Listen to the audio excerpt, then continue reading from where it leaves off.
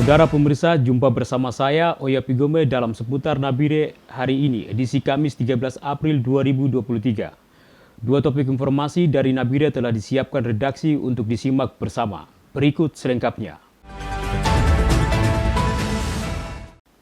Puluhan orang guru P3K, pegawai pemerintah dengan perjanjian kerja tingkat SMA dan SMK di Nabire mempertanyakan status P3K pasca pemekaran Provinsi Papua Tengah. 56 orang guru pegawai pemerintah dengan perjanjian kerja P3K tingkat SMA dan SMK di Nabire mempertanyakan status tenaga guru P3K. Pasalnya, sejak adanya pemekaran Provinsi Papua Tengah dari Provinsi Induk Papua, status para guru P3K tingkat SMA dan SMK ini menjadi tidak menentu. Para tenaga guru ini belum mengetahui berada pada naungan birokrasi pemerintah provinsi atau pada pemerintah daerah Nabire. Mempertanyakan hal ini, para guru P3K telah melakukan upaya bertemu dan berkoordinasi langsung dengan pihak terkait di pemerintahan Provinsi Papua, termasuk pada Dewan Perwakilan Rakyat Papua DPRP Komisi 5. Namun hingga saat ini, para tenaga guru P3K ini belum mendapatkan kejelasan status. Menindaklanjuti situasi tersebut, pada Kamis 13 April 2023, para guru P3K tingkat SMA dan SMK di Nabire menggelar pertemuan bersama Ketua Persatuan Guru Republik Indonesia PGRI Nabire. Pertemuan dilaksanakan di Aula Universitas Satya Wiyata Mandala Nabire. Tidak hanya melaksanakan pertemuan dengan Ketua PGRI, para guru P3K ini juga mendatangi kantor Dinas Pendidikan Nabire guna meminta kejelasan status guru P3K. Selain itu, dari 56 orang tenaga guru tersebut, 2 orang diantaranya sejak 2022 lalu hingga saat ini belum menerima pembayaran gaji.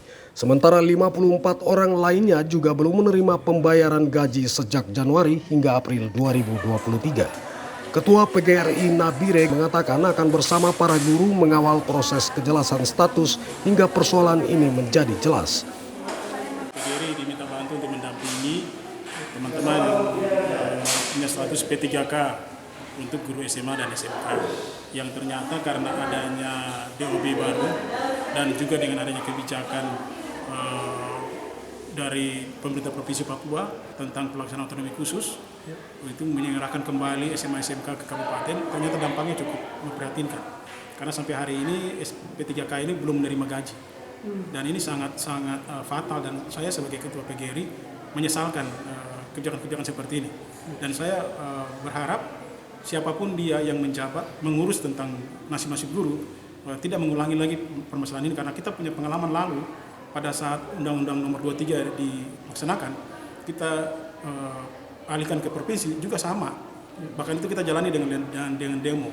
Tapi saat ini saya pikir sudah tidak lagi seperti itu. Tapi saya berharap dengan kerendahan hati kepada teman-teman yang di Provinsi Papua dan juga di Kabupaten Nabire maupun juga Provinsi Papua Tengah untuk serius, sehingga teman-teman ini bisa memasuki masa perayaan Lebaran dengan baik jika mereka punya gaji itu bisa dibayarkan. Baik ASN, pensiun maupun P3K itu setiap tahun sudah masih di DAU kabupaten dan provinsi sesuai dengan di mana mereka bekerja. Begitu. Nah, P3K ini kan juga sudah, hanya sekarang ada keinginan dibayarkan di kabupaten kembali, sedangkan aturannya atau regulasinya belum dibuat, sehingga ini belum bisa dilaksanakan. Sementara itu, koordinator para guru P3K Andri Widya berharap pemerintah Provinsi Papua Tengah dan pemerintah Kabupaten Nabire dapat melihat kondisi ini dan bersama para guru mencari solusi. Bahwa jadi nanti untuk kelanjutannya kita akan mengadakan pertemuan dengan Kepala Dinas Pendidikan Kabupaten Nabire dengan Ketua PGRI dan perwakilan daripada P3K di Kabupaten Nabire. Lalu itu kita koordinasi dengan dinas-dinas terkait yang berada di Provinsi Papua, yaitu Dinas Pendidikan Provinsi Papua, Badan Kepegawaian Provinsi Papua, dan Badan Pengelola Aset dan Keuangan Daerah Provinsi Papua. Tetapi sampai dengan saat ini hasilnya itu belum ada. Jadi kita mereka itu dengan alasan menunggu regulasi dari pusat sebagai penerbitan dasar dari SK Pelimpahan dan SKPP ASN P3K Kabupaten Nabire. Nanti ke Komisi 5 yang membidangi pendidikan di DPR Provinsi Papua itu, mereka siap membantu ke kementerian terkait, yaitu Kemendagri, BKN maupun Kemenpan, tapi sampai dengan saat ini itu belum ada hasilnya.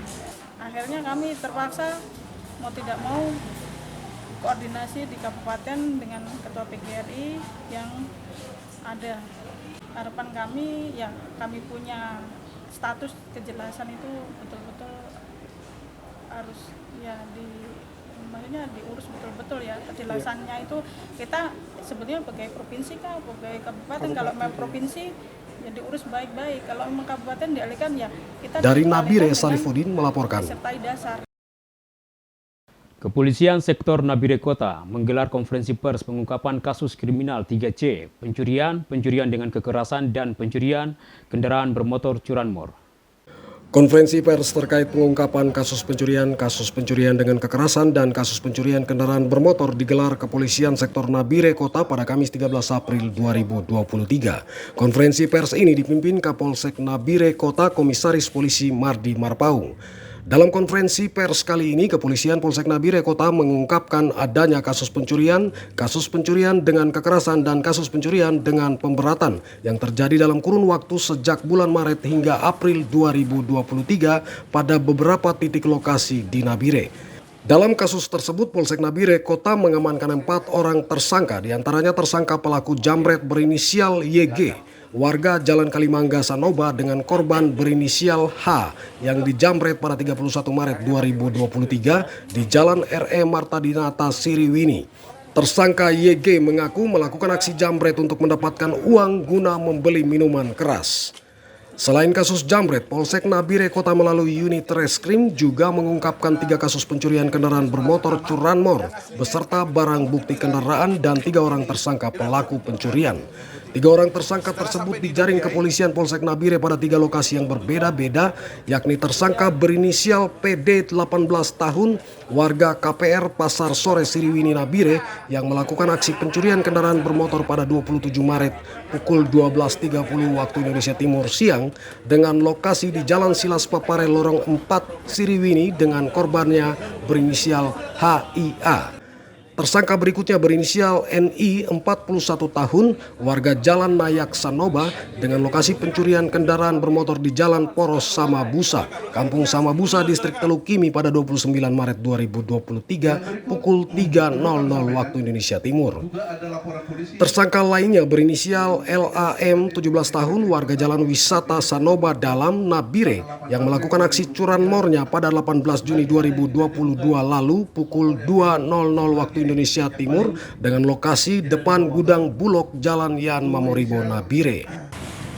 Perlu kami sampaikan kepada rekan-rekan media, di dalam pengungkapan ini ada beberapa laporan polisi dan juga pada saat terjadinya tindak pidana dengan tertangkap tangan, terutama pelaku penjambretan dengan ancaman pidana 9 tahun.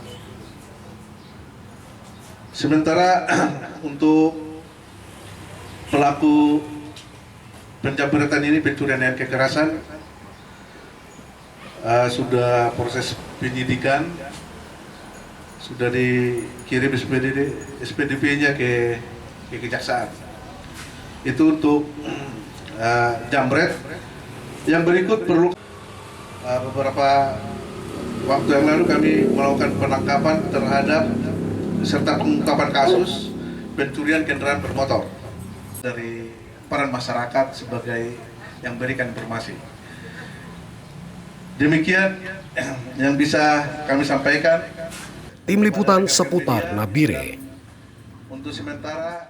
Demikian seputar Nabire hari ini Kamis 13 April 2023. Anda dapat mengikuti berita-berita seputar Nabire pada link www.facebook.com berita seputar Nabire dan pada link YouTube @seputarnabire. Saya Oya Pigome dan segenap kru yang bertugas mengucapkan terima kasih atas kebersamaan Anda dan sampai jumpa.